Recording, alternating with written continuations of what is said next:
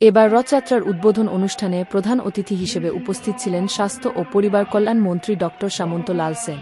বিশেষ অতিথি হিসাবে উপস্থিত ছিলেন স্বরাষ্ট্র মন্ত্রণালয় সম্পর্কিত স্থায়ী কমিটির সভাপতি ও ঢাকা ২০ এর সংসদ সদস্য বীর মুক্তিযোদ্ধা আলহাজ বেনজির আহমদ ও বাংলাদেশে নিযুক্ত ভারতীয় হাইকমিশনার মান্যবর শ্রী প্রণয় কুমার ভার্মা সহ বিশেষ অতিথি হিসেবে উপস্থিত ছিলেন ধামরাই উপজেলা আওয়ামী লীগের সাধারণ সম্পাদক ও পৌর মেয়র আলহাজ্জ গোলাম বীর মোল্লা এবং ধামরাই উপজেলা নির্বাহী অফিসার খান মো. আবদুল্লাহ আল মামুন। অনুষ্ঠানের আলোচনা সভা শেষে প্রধান অতিথি রথ উৎসবের পুরোহিতের হাতে প্রতীকী রশি প্রদানের মাধ্যমে রথ টানার আনুষ্ঠানিক শুভ উদ্বোধন করেন। এই রথটি মূর্তি সমেত লাখো ভক্ত নরনারী পাটের রশি ধরে কায়েতপাড়া রথ খোলা থেকে প্রধান সড়ক দিয়ে টেনে পৌর এলাকার গোপনগরে নেওয়া হয়।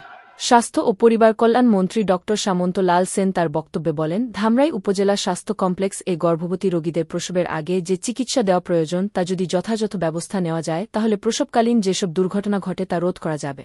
এখানে মানুষের উচ্চ রক্তচাপ ও ডায়াবেটিসের চিকিৎসার ব্যবস্থা করতে পারি, তবে ঢাকায় হাসপাতালে চাপ কমবে। আমি সে লক্ষ্যেই কাজ করছি।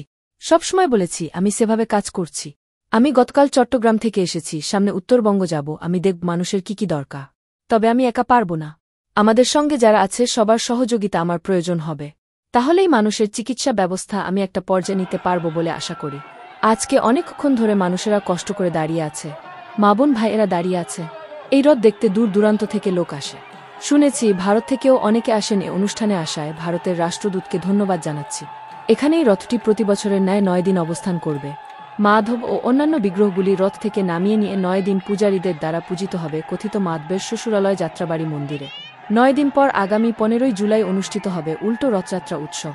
পূর্বের ন্যায় মাধব ও অন্যান্য দেবদেবী বিগ্রহ রথে চড়িয়ে ১৫ই জুলাই বিকেল ৬টায় টেনে আনবে পূর্বের স্থান ধামরাই পৌর এলাকার কায়েতপাড়াস্থ রথখোলা। এখান থেকে মূর্তিগুলো চলে যাবে পূর্ণ মাধবের নিজ আলয় মন্দিরে। রথখোলায় রথটি সারা বছর রাখে বলে স্থানটির নামকরণ হয়েছে রথখোলা ময়দান।